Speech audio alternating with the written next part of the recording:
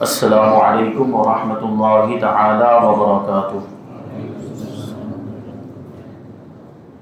نحمده ونصلي ونسلم على رسوله الكريم اما بعد فاعوذ بالله من الشیطان الرجیم بسم اللہ الرحمن الرحیم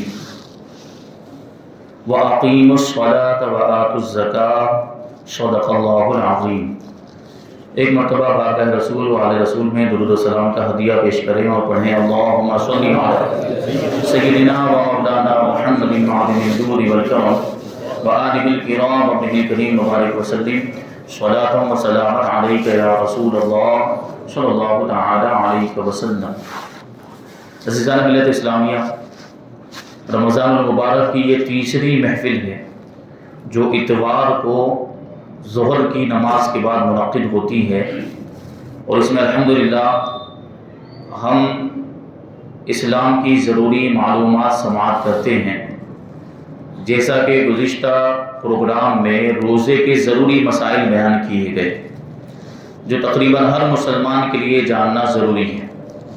انشاءاللہ تبارک و تعالی آج ہم زکوٰۃ کے ضروری مسائل کو شامل کریں گے، کیونکہ جو بھی مسلمان صاحب نصاب ہے جس پر زکوٰۃ فرض ہے، اس کے لیے زکوٰۃ کے مسائل جاننا یہ ضروری ہے۔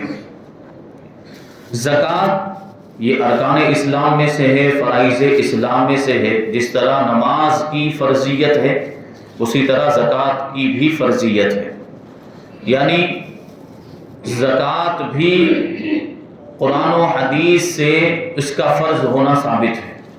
جس طرح نماز کا فرض ہونا ثابت، اللہ تبارک و تعالیٰ نے قرآن مجید کے اندر متعدد مقامات پر زکوٰۃ ادا کرنے کا حکم دیا ہے، اور نماز کے ساتھ زکوٰۃ کا ذکر فرمایا۔ زکوٰۃ جو ہے یہ ہجری 2 میں فرض ہوئی ہے، روزے کے فرض ہونے سے پہلے اور حج کے فرض ہونے سے پہلے زکوٰۃ فرض ہوئی ہے۔ نماز تو پہلے ہی فرض ہو چکی تھی۔ زکوٰۃ یہ اس اعتبار سے بھی اہمیت کی حامل ہے کہ اگر ہم اس کو سماجی اعتبار سے دیکھیں اور خیر خواہی کے اعتبار سے دیکھیں اور دنیا داری کے اعتبار سے دیکھیں تو یہ انتہائی اعلیٰ چیز ہے، بہت ہی بہترین بات ہے۔ کیونکہ کیا ہوتا ہے، اس میں مالداروں کے مال کا ایک مخصوص حصہ لیا جاتا ہے، اور وہ لے کر کس کو دیا جاتا ہے؟ غریبوں کو دے دیا جاتا ہے، حاجت مندوں کو، ضرورت مندوں کو دے دیا جاتا ہے۔ تو مالدار تو پہلے ہی سے مالدار ہے، اور اس کو اللہ تبارک و تعالیٰ نے ساری آسائش عطا فرمائی ہے، سارا ساز و سامان اس کے پاس موجود ہے، اس کے پاس کسی چیز کی کمی نہیں ہے۔ اور پھر ظاہر سی بات ہے زکوٰۃ جو واجب ہوتی ہے وہ 40ویں حصے میں واجب ہوتی ہے، یعنی 2.5%۔ کتنا؟ 2.5%۔ اس میں اتنی ہی زکوٰۃ واجب ہوتی ہے۔ وہ اس کا پورا آدھا مال نہیں لیا جاتا مالدار کا، یا جو ہے کہ پونا مال نہیں لے لیا جاتا، یا 1/3 مال یا 2/3 مال اس کا نہیں لیا جاتا، بلکہ صرف کتنا حصہ؟ 40واں حصہ، جو انتہائی معمولی حصہ۔ 40واں حصہ نکال دینے سے کوئی بہت زیادہ فرق نہیں پڑتا، تو 2.5% نکالا جاتا ہے اور وہ دے دیا جاتا ہے غریبوں کو۔ تو اس سے کیا ہوتا ہے؟ غریبوں کی بھی مدد ہو جاتی ہے، غریبوں کی ضرورتیں پوری ہو جاتی، ان کی حاجتیں پوری ہو جاتی۔ اگر بھوکے ہیں تو بھوکوں کے لیے کھانے کا انتظام ہو جاتا ہے، لباس وغیرہ کے معاملات تو ان کے لیے لباس کا انتظام ہوتا ہے، اور دنیا کی جو ضرورتیں وہ غریبوں کی بھی پوری ہو جاتی ہے، اور اس طرح معاشرے اور سوسائٹی میں بیلنس قائم ہو جاتا ہے۔ ہوتا ہے کہ نہیں ہوتا؟ اور یہ بہترین چیز ہے یہ زکوٰۃ۔ تو اگر ہمارے مسلمان بھائی جو صاحب نصاب ہیں جن پر زکوٰۃ واجب ہوتی ہے، اگر وہ صحیح طریقے سے زکوٰۃ ادا کرے، کیونکہ میرے خیال سے تقریباً 45% ہی لوگ ایسے ہیں ہمارے مسلمان بھائیوں میں جو صحیح طور پر شریعت کے اصول اور قوانین کی روشنی میں زکوٰۃ ادا کرتے ہیں، ورنہ بہت سے لوگ ایسے ہیں جو بالکل زکوٰۃ ادا ہی نہیں کرتے، مالک نصاب ہونے کے باوجود بھی زکوٰۃ ادا نہیں کرتے، اور کچھ لوگ ایسے ادا تو کرتے ہیں لیکن ایسے اندازاً 500 روپے دے دیے، 1000 روپے دے دیے، بس سمجھ لیا کہ ہم بری ہو گئے۔ لیکن معاملہ یہ ہے کہ جب تک پورے مال کی زکوٰۃ ادا نہیں کی، بری الذمہ نہیں ہوگا۔ مطلب کیا؟ جتنا بھی نصاب سے زائد، حاجت اصلیہ سے زائد، ابھی ہم پوری تفصیل اس کو سماعت کریں گے، جو بھی مال ہے، جو مال زکوٰۃ ہے، اس پورے مال میں سے ہمیں 40واں حصہ نکالنا ہے، اور جب تک وہ نہیں نکالیں گے تو اگرچہ ہم نے 500 روپے دے دیے، 1000 روپے دے دیے، ہم بری نہیں ہو سکتے، ہماری پوری زکوٰۃ ادا ہی نہیں ہوگی۔ تو بہرحال زکوٰۃ نہ ادا کرنے کی وجہ سے گنہگار اور زکوٰۃ نہ ادا کرنے کا بڑا گناہ ہے؟ بہرحال مال ہونا، مالداری ہونا، آدمی کا امیر ہونا، دولت مند ہونا، یہ ویسے کوئی بری بات نہیں ہے۔ جب آدمی اپنے مال کے حقوق ادا کرے، دولت کے حقوق ادا کرے، اس کی زکوٰۃ بھی ادا کرے، صدقات واجبہ بھی ادا کر رہا ہے، غریبوں کی مدد بھی کر رہا ہے، اور پڑوسیوں کا بھی خیال رکھا ہے، ساری چیزیں مال کے حقوق ادا کر رہا ہے، تو یہ مال نجات کا ذریعہ بھی بن سکتا ہے، یہ دولت نجات کا ذریعہ بنے گی جب ہم اس کے حقوق ادا کریں گے۔ لیکن اگر ہم مال کے حقوق ادا نہیں کرتے، اللہ نے ہمیں مال دیا، دولت دی، اور ہم امیر ہو گئے، ہم مالدار ہو گئے، لیکن ہم زکوٰۃ نہیں ادا کر رہے، مالک نصاب ہونے کے باوجود صدقات واجبہ ادا نہیں کر رہے، غریبوں کی مدد نہیں کر رہے ہیں، حاجت مندوں کی حاجت کو پورا نہیں کر رہے ہیں، تو پھر یہی مال ہمارے لیے قیامت کے دن وبال جان بن جائے گا۔ اللہ تعالیٰ نے قرآن مجید کے اندر ارشاد فرمایا وَلَا يَحْسَبَنَّ الَّذِينَ يَبْخَلُونَ بِمَا آتَاهُمُ اللَّهُ مِنْ فَضْلِهِ هُوَ خَيْرٌ لَهُمْ بَلْ هُوَ شَرٌّ لَهُمْ، کہ وہ لوگ جو اللہ کے دیے ہوئے میں سے خرچ نہیں کرتے، یعنی اس میں بخل کرتے ہیں، اس میں کنجوسی کرتے ہیں۔ کنجوسی کرنے کا مطلب یہی ہے کہ زکوٰۃ اور صدقات واجبہ ادا نہیں کرتے، غریبوں کی مدد نہیں کرتے، اور وہ یہ سمجھتے ہیں کہ یہ ان کے لیے بہتر ہے۔ وہ ہرگز اس کو بہتر نہ سمجھے، یہ خرچ نہ کرنا، یہ بخل کرنا، یہ کنجوسی کرنا، اس کو وہ بہتر سمجھتے ہیں، یہ ان کے لیے بہتر نہیں بلکہ یہ ان کے لیے بہت برا ہے۔ کیا ہوگا؟ سَيُطَوَّقُونَ بِهِ يَوْمَ الْقِيَامَةِ او كما قال اللہ، کہ یہ جو مال ہے جس کی زکوٰۃ ادا نہیں کی ہوگی، یہ مال قیامت کے دن ان کے گلے میں طوق بنا کے ڈال دیا جائے گا۔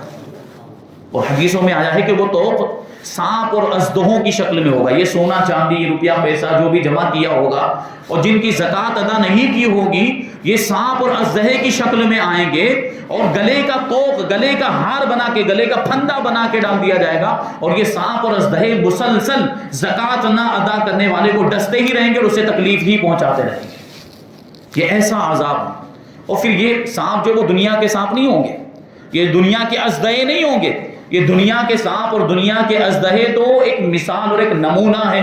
جو جہنم کے سانپ اور جہنم کے جو اژدہے جو عذاب کے طور پر مسلط کیے جائیں گے، ان کے ڈسنے اور ان کے تکلیف پہنچانے کا تو ہم اندازہ ہی نہیں لگا سکتے، ایسی تکلیف ہوگی۔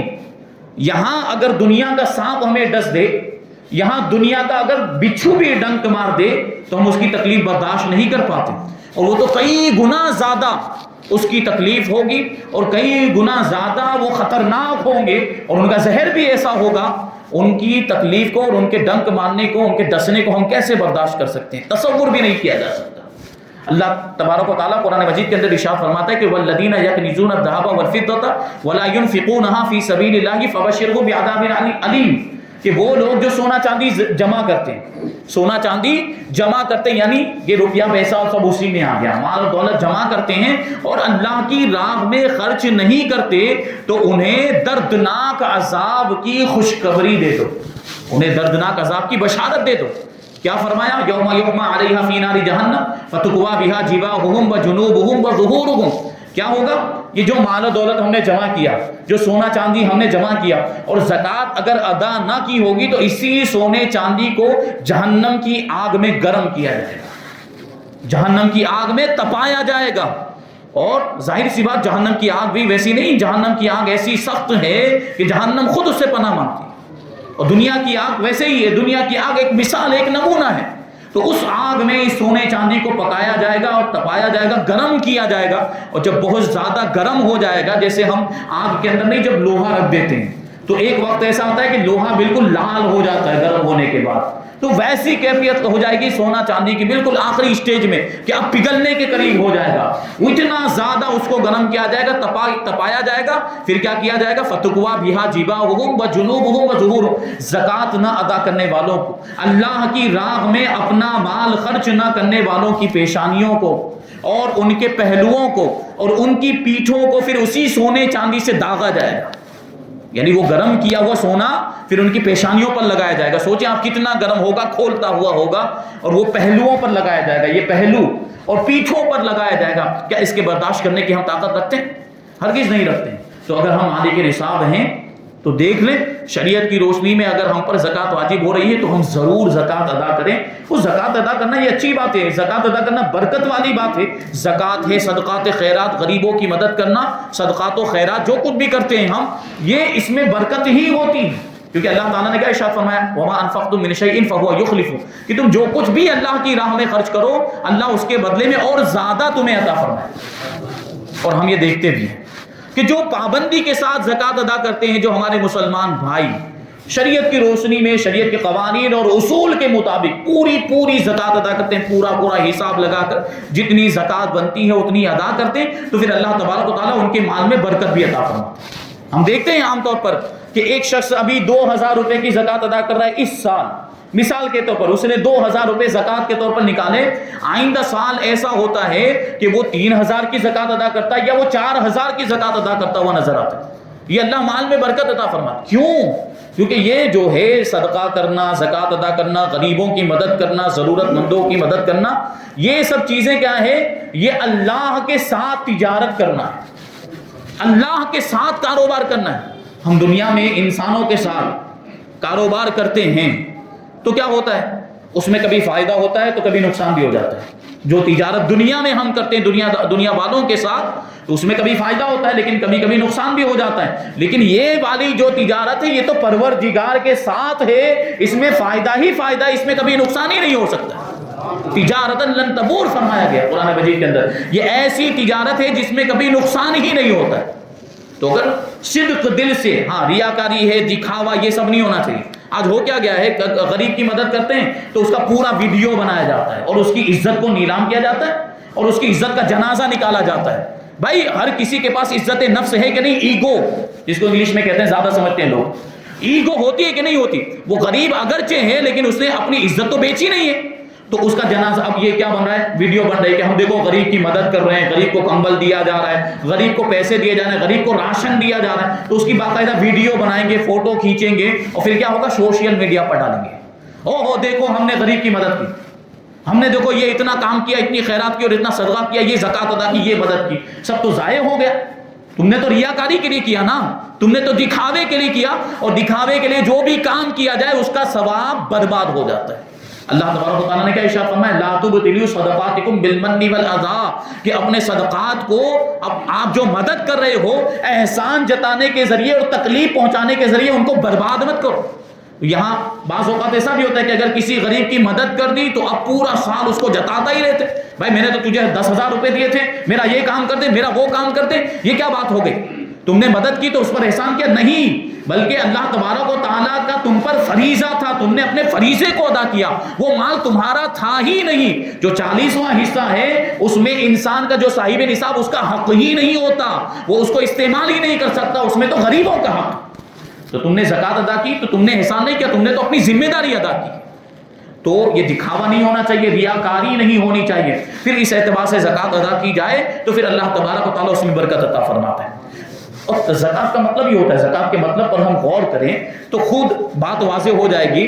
زکوٰۃ کا لغوی معنی ڈکشنری کے اعتبار سے جو اس کا مطلب ہوتا ہے وہ ہوتا ہے طہارت اور افزائش، پاکی اور بڑھنا، بڑھوتری یعنی اضافہ ہونا۔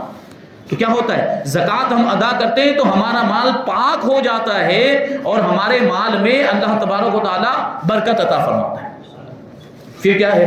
اب ہمارا وہ مال جس سے ہم نے زکوٰۃ ادا کر دی ہے وہ محفوظ ہو گیا، اب اس میں چوری بھی نہیں ہوتی، اب اس میں ڈاکہ بھی کوئی نہیں ڈال سکتا، اب اس میں کوئی آفت بھی نہیں آ سکتی آسمانی، اور اس طرح جو ہے کہ وہ مال محفوظ ہو جاتا ہے۔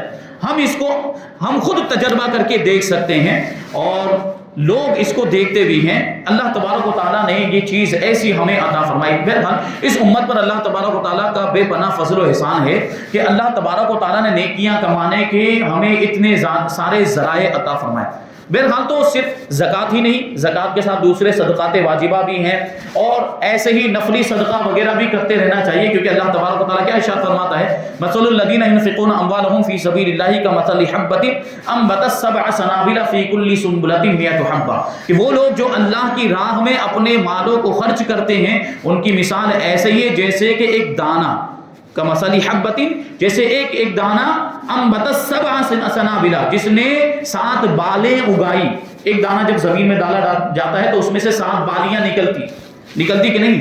اس میں سے 7 بالیاں نکلی، فی کل سنبلۃ مئۃ حبۃ، اور ہر بالی کے اندر کتنے دانے ہیں؟ 100 دانے ہیں، اور 7 بالیاں تو کتنے دانے ہو گئے ٹوٹل؟ 700 ہو گئے۔ اس کا کیا مطلب ہوا کہ اللہ تبارک و تعالیٰ 1 روپیے کے بدلے میں ہمیں 700 گنا ثواب عطا فرماتا ہے کہ اگر 1 روپیہ اللہ کی راہ میں ہم نے خرچ کیا تو 700 گنا۔ پھر آگے کیا ارشاد فرماتا ہے؟ کیونکہ اللہ کے دریائے رحمت میں تو کسی چیز کی کمی نہیں نا، اس کے خزانوں میں تو کسی چیز کی کمی نہیں۔ واللہ یضاعف لمن یشاء، اور اللہ جسے چاہتا ہے اور زیادہ عطا فرماتا ہے۔ یعنی 700 کا تو وعدہ ہو گیا، 700 تو ملنے ہی ملنے ہیں، 700 سے زیادہ اللہ تعالیٰ جسے چاہتا ہے مزید عطا فرما دیتا ہے۔ یہ اللہ تعالیٰ کی شان ہے۔ بہرحال زکوٰۃ جو ہے وہ ہر عاقل بالغ مسلمان مالک نصاب پر واجب ہے، جو نصاب حاجت اصلیہ سے زائد ہو اور دین سے فارغ ہو۔ تو سب سے پہلے ہمیں جاننا ہے کہ نابالغ پر زکوٰۃ واجب نہیں اور کافر پر بھی زکوٰۃ واجب نہیں، بات چل رہی مسلمان کی۔ اب نصاب جو لفظ بولا جاتا ہے تو نصاب کا مطلب کیا ہے؟ نصاب کا مطلب ہم عام طور پر سنتے رہتے ہیں 52.5 تولہ چاندی اور 7.5 تولہ سونا۔ یہ اگر کسی کے پاس ہے یا ان میں سے کسی ایک کے برابر رقم ہے، کیش ہے، یا کوئی اور مال زکوٰۃ ہے، مال نامی ہے جیسے مال تجارت ہے، جو ان میں سے کسی ایک کے برابر پہنچ جا رہا ہے 7.5 تولہ سونا یا 52.5 تولہ چاندی کے برابر، تو وہ مالک نصاب ہے اور اس پر زکوٰۃ واجب ہے۔ تو یہ اب ہمیں سب سے پہلے یہ دیکھنا ہے 52.5 تولہ چاندی اور 7.5 تولہ سونا، یہ جو تولہ بولا جاتا ہے یہ اس زمانے کے اعتبار سے نہیں ہے جو ابھی 10 گرام کا تولہ ہوتا ہے، یہ نہیں، یہ پرانے زمانے کا تولہ ہے جو 10 گرام سے زیادہ کا ہوا کرتا تھا، 11-12 گرام کا۔ تو علماء محققین نے تحقیق کی اور انہوں نے اس زمانے کے اعتبار سے انگریزی وزن کے اعتبار سے اس کا وزن بتایا، اس کو نوٹ کرنا چاہیے وہ وزن کیا ہے۔ 52.5 تولہ چاندی کا وزن اس زمانے کے اعتبار سے بنتا ہے 653 گرام 184 ملی گرام۔ کتنا بنتا ہے؟ 52.5 تولہ چاندی کا وزن 653 گرام 184 ملی گرام۔ اتنی چاندی اگر کسی کے پاس ہے یا اس کے برابر اگر رقم ہے، کیونکہ اتنی چاندی اگر آج کے حساب سے ہم دیکھیں تو تقریباً 70 روپے 1 گرام چاندی کی قیمت ہے، اور اس کے اعتبار سے یہ 52.5 تولہ چاندی یعنی 653 گرام 184 ملی گرام چاندی کی قیمت بنتی ہے 45-46 ہزار روپے، 45-46 ہزار روپے بنتی ہے۔ تو ظاہر سی بات ہے عام طور پر، بلکہ اکثریت ایسی ہوگی جن کے پاس اتنی رقم تو محفوظ ہوتی، جو مڈل کلاس لوگ ہیں، جو اچھا کما لیتے ہیں، کھانے پینے والے گھر سے تعلق رکھتے ہیں، تو ان کے پاس اتنی رقم تو محفوظ ہوتی ہے عام طور پر، ٹھیک ہے۔ جو اعلیٰ قسم کے جو مالدار ہیں ان کی تو بات ہی کیا ہے، جو درمیانی طبقے سے تعلق رکھتے ہیں، جو متوسط طبقے سے درجے سے تعلق رکھتے ہیں، ان کے پاس بھی اتنی رقم تو ہوتی ہی ہوتی ہے۔ تو ہماری اکثریت ایسی ہے جن پر زکوٰۃ واجب ہو چکی ہے۔ اور 7.5 تولہ سونا کا وزن کیا ہے؟ 93 گرام 312 ملی گرام۔ کتنا؟ 93 گرام 312 ملی گرام۔ تو اگر اتنا سونا ہے یا اتنی چاندی ہے تو زکوٰۃ واجب ہو جائے گی۔ اب اگر ہم دیکھتے ہیں تو 7.5 تولہ سونا اور 52.5 تولہ چاندی، دونوں کی قیمت کا اگر ہم اندازہ لگائیں تو بہت زیادہ فرق نظر آتا ہے۔ 7.5 تولہ سونا بہت زیادہ قیمت ہو جا رہی ہے اور 52.5 تولہ اگرچہ زیادہ ہے لیکن قیمت میں وہ کم ہے۔ تو یہ اس زمانے کے اعتبار سے، حضور پاک صلی اللہ علیہ وسلم کے زمانے کے اعتبار سے ہے کہ اس زمانے میں اتنی چاندی اور اتنے سونے کا تقریباً ایک ہی معاملہ ہوتا تھا اور ایک ہی قیمت اور ایک ہی مالیت ہوا کرتی تھی۔ یہ دراہیم اور دنانیر کے اعتبار سے، جو درہم اور دینار چلتے تھے اس زمانے میں، کیونکہ جو دینار ہوتے تھے وہ سونے کے ہوتے تھے اور جو درہم ہوتے تھے وہ چاندی کے ہوتے تھے، اسی اعتبار سے یہ حساب لگایا گیا۔ یہ اس زمانے کے اعتبار سے دونوں تقریباً برابر ہوا کرتے تھے، لیکن یہ شریعت کا حکم ہے، اس کو بدلا تو نہیں جا سکتا۔ یہ وزن تو اب قیامت تک کے لیے وہی رہے گا، اس میں کوئی تبدیلی نہیں ہو سکتی ہے۔ لہٰذا اگر 2 نصابوں میں سے کسی ایک نصاب تک بھی اگر ہم پہنچ جا رہے ہیں، یعنی کیش ہے ہمارے پاس اتنا، جو کیش ان دونوں میں سے کسی ایک کے تک پہنچ جا رہا ہے، اور ظاہر سی بات پہلے چاندی کے نصاب تک پہنچ جائے گا تو ہم پر زکوٰۃ واجب ہو جائے گی۔ بہرحال سونے کا اعتبار، اب آپ سوال پوچھیں گے بھائی 7.5 تولہ سونے کا پھر کیا مطلب ہوا، جب چاندی کا ہی آپ کو جو ہے کہ حساب لگانا ہے، چاندی کے اعتبار سے ہی آپ کو دیکھنا ہے، تو 7.5 تولہ سونے کا اعتبار اسی وقت ہوگا جب صرف اور صرف سونا ہی گئے، اس کے علاوہ آپ کے پاس کچھ بھی نہیں، نہ چاندی ہے، نہ کیش ہے، نہ کوئی دوسرا مال زکوٰۃ، کچھ بھی نہیں ہے آپ کے پاس، صرف اور صرف سونا ہی ہے۔ تو پھر وہ سونا کتنا ہونا چاہیے؟ 7.5 تولہ ہونا چاہیے، تب اس میں زکوٰۃ لگے گی، ورنہ نہیں لگے گی۔ لیکن سونے کے ساتھ اگر آپ کے پاس چاندی بھی ہے، سونے کے ساتھ اگر آپ کے پاس کیش بھی ہے یا دوسرا مال زکوٰۃ بھی ہے، اور وہ مل کر اگر چاندی کے نصاب تک پہنچ جاتا ہے، جیسے مثال کے طور پر صرف 1 تولہ ہی سونا ہے لیکن اس کے ساتھ تھوڑی سی چاندی بھی ہے، اس کے ساتھ کیش بھی ہے 10,000 روپے، تو ظاہر سی بات ہے کہ تو چاندی کا نصاب بلکہ اس سے بھی زیادہ ہو جا رہا ہے، تو زکوٰۃ واجب ہے۔ اور عام طور پر ایسا ہوتا ہی ہے کہ سونے کے ساتھ دوسرا کچھ نہ کچھ ہوتا ہے، سونے کے ساتھ چاندی بھی ہے یا کیش بھی ہے تو زکوٰۃ واجب ہو چکی ہوتی ہے۔ بہرحال ایسے لوگوں کو زکوٰۃ ضرور ادا کرنی چاہیے۔ تو یہ جو نصاب تھا وہ نصاب میں نے آپ کو بتا دیا، اور اس طریقے سے اس کی زکوٰۃ ادا کی جائے گی۔ اب ہمارے یہاں پہ ایک چیز یہ چلی ہے کہ ایک فیملی ہے اور وہ جوائنٹ فیملی ہے، سب مل کر رہتے ہیں، ساتھ میں بھائی بھی رہتے ہیں اور ابا ہیں۔ تو کیا سمجھتے ہیں کہ اگر ابا نے زکوٰۃ ادا کر دی تو سب کی زکوٰۃ ادا ہو گئی، یعنی گھر کے ہیڈ نے، گھر کے بڑے نے زکوٰۃ دے دی تو سب سمجھتے ہیں کہ ہم بری الذمہ ہو گئے۔ ایسا نہیں ہے، بلکہ زکوٰۃ میں ہر فرد کو الگ الگ دیکھا جائے گا۔ زکوٰۃ جو ہے انفرادی طور پر واجب ہوتی ہے، کیا بولتے ہیں، انڈیویجولی واجب ہوتی ہے۔ کیسے؟ یعنی ہر فرد کو دیکھا جائے گا، ہر آدمی کو دیکھا جائے گا کہ اس کے پاس اس کا خود کا کتنا مال ہے، اور جس کے پاس جس کا مال ہے وہ نصاب کے برابر ہے تو اس کی زکوٰۃ اس پر ہی واجب ہوگی، اس کی زکوٰۃ کسی دوسرے پر واجب نہیں ہوگی۔ جیسے عام طور پر گھر میں جو خواتین ہوتی ہیں ان کے پاس سونا چاندی ہوتا ہے، تو وہ سونا چاندی ان کا ہے، سونے چاندی کی مالک وہ ہیں جو اپنے گھر سے لے کر آئی ہیں، تو اس کی زکوٰۃ ان کے اوپر ہی واجب ہوگی، بیویوں پر اور خواتین پر ہی واجب ہوگی، شوہر پر واجب نہیں یا کسی اور فرد پر واجب نہیں۔ بہرحال کبھی ایسا ہوتا ہے کہ ان کے پاس سونا چاندی ہے، زکوٰۃ واجب ہو رہی ہے لیکن کیش نہیں ہوتا، تو وہ کہتی ہے کہ میں زکوٰۃ کہاں سے ادا کروں؟ تو شوہر اگر اپنی بیوی کی طرف سے ادا کرنا چاہتا ہے تو ادا کر سکتا ہے، اس کی اجازت لے کر، اس کو بتا کر کہ میں تمہاری زکوٰۃ ادا کر رہا ہوں، یہ ادا ہو جائے گی۔ لیکن شوہر پر اس کی زکوٰۃ ادا کرنا واجب نہیں ہے، اس کی زکوٰۃ تو اسی کے اوپر واجب ہے جس کا وہ سونا ہے۔ اسی طرح شوہر یا جو گھر کے مرد حضرات ہیں تو جن کے پاس جتنا مال ہے ان کی زکوٰۃ ان کے اوپر ہی ہوگی۔ ایسا نہیں ہے کہ گھر کے ایک آدمی نے زکوٰۃ ادا کر دی تو سب کی طرف سے ہو گئی۔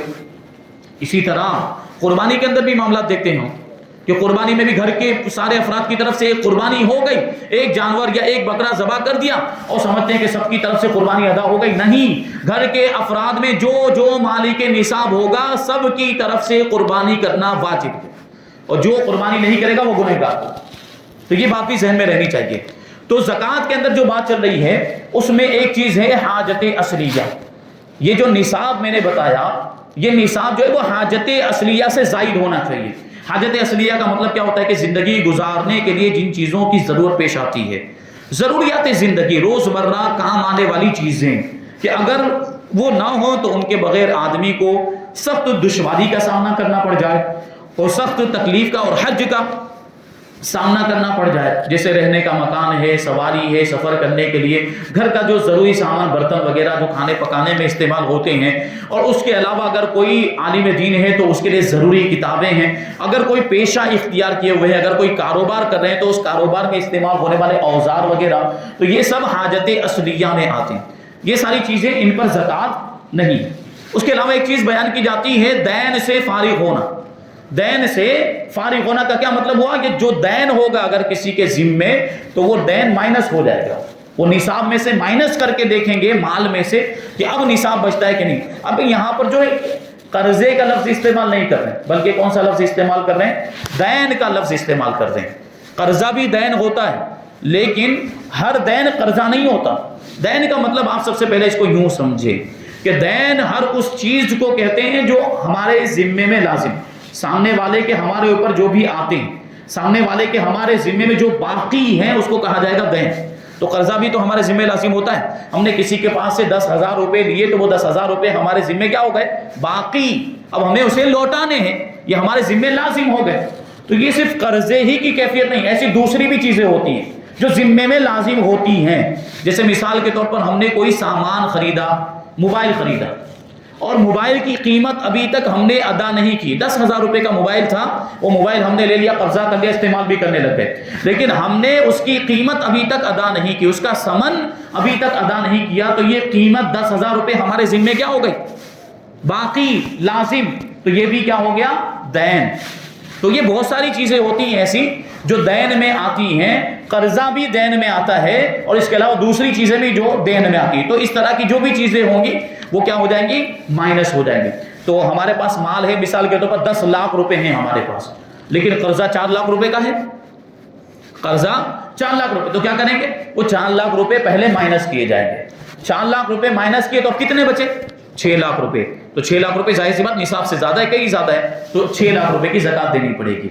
अब हमारे यहाँ मामलात ये होते हैं कि बहुत से लोग हमारे मुसलमान भाई और अब बहुत सी ऐसी बहनें हैं जो बैंक से लोन ले लेते हैं, वो सूदी कर्ज होता है, उसमें क्या होता है, ब्याज देना पड़ता है। आम हालात में उसकी इजाजत नहीं है, क्योंकि सूद लेना भी हराम और देना भी हराम।